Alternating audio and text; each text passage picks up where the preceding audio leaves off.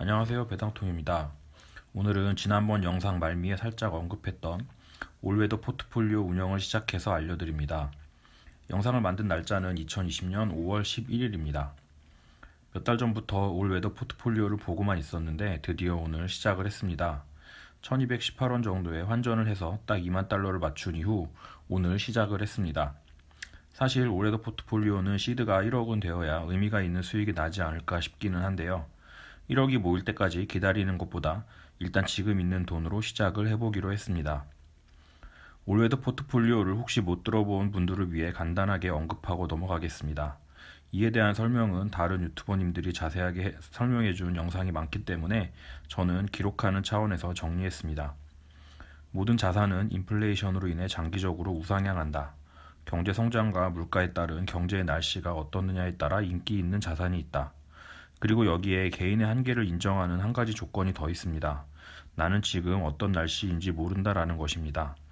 항상 이 사계절 표에는 기대보다라고 표시되어 있는데 이 기대는 사실 경제 주체마다 다 다르기 때문에 지금 현재 날씨는 모른다가 답일 듯합니다.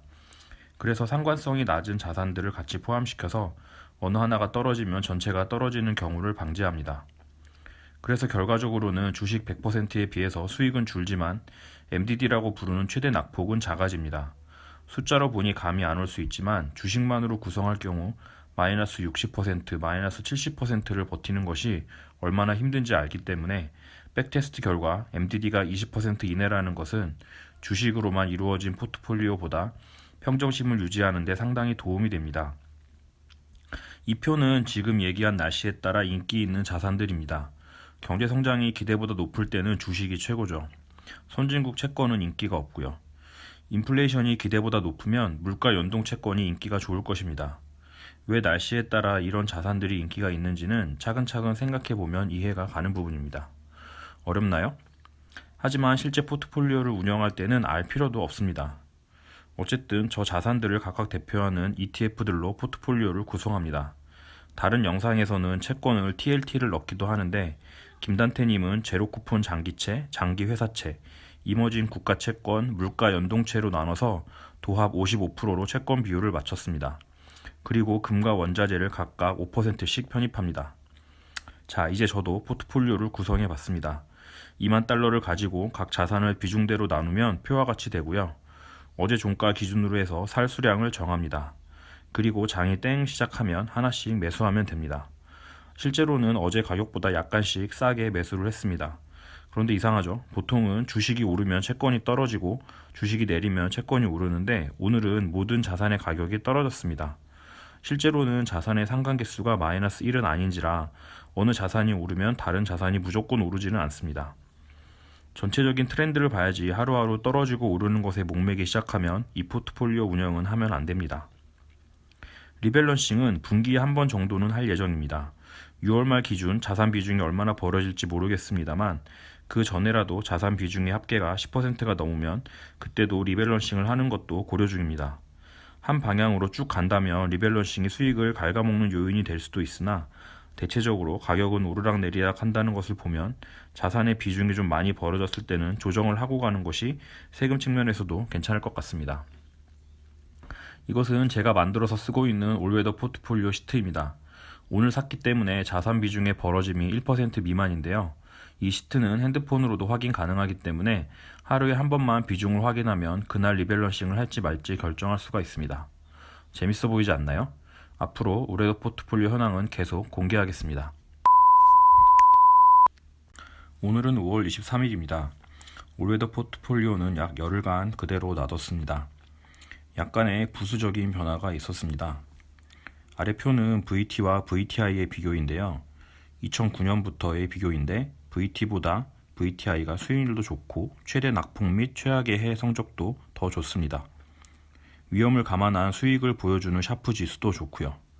그래서 VT는 VTI로 바꿨고 원자재 ETF 대신 인플레이션 해지를 위한 주거용 리츠 ETF를 담았습니다. BCI가 아닌 DBC로 테스트하긴 했는데 원자재 대신 리츠를 넣었을 때 백테스트 결과가 더 좋기도 했습니다. VTI의 비중은 VT와 같게 35%를 유지할 예정이고 금은 6%, 리츠는 4%를 목표 비중으로 잡았습니다.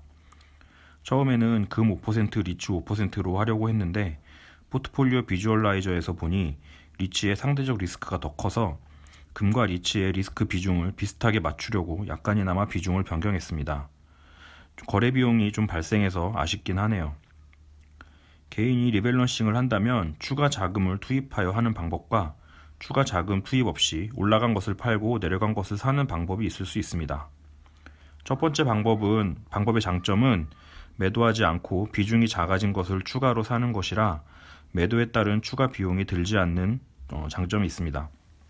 하지만 투자 규모가 점점 커질 경우 나중에는 매수를 하여 리밸런싱 하려면 엄청난 돈이 필요할 수도 있습니다. 두 번째 방법은 추가 자금 투자 없이 비중이 높아진 자산을 일부 매도하고 비중이 낮아진 자산을 매수하는 것입니다. 큰 금액을 넣어놓고 더 이상 추가 투자를 하기 싫다면 이 방법을 써야 할 것입니다. 저는 아직 투입 금액이 작으므로 충분히 첫 번째 방법으로 유지가 가능해서 한동안은 첫 번째 방법으로 리밸런싱 예정입니다.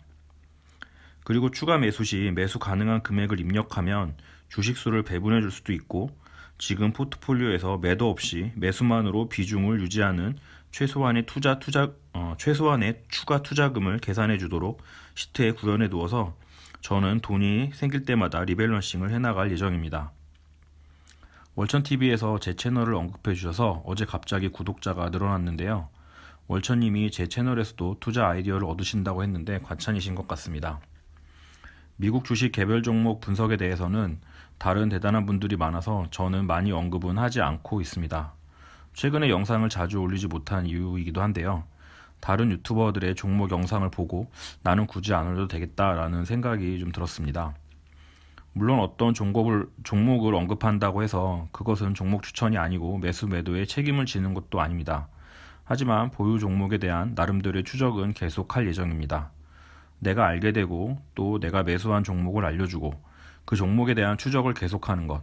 저 같은 개미 투자자는 애널리스트와 달리 스킨 인 더 게임을 하고 있다고 생각합니다. 제 채널이 보는 분들의 투자에 조금이나마 도움이 되면 좋겠습니다. 모든 투자에 대한 책임은 본인에게 있으며 매수 매도를 권유하는 영상이 아닙니다만 계속 영상을 보고 싶으시면 구독과 좋아요, 알림 설정 부탁드립니다. 감사합니다. 배당통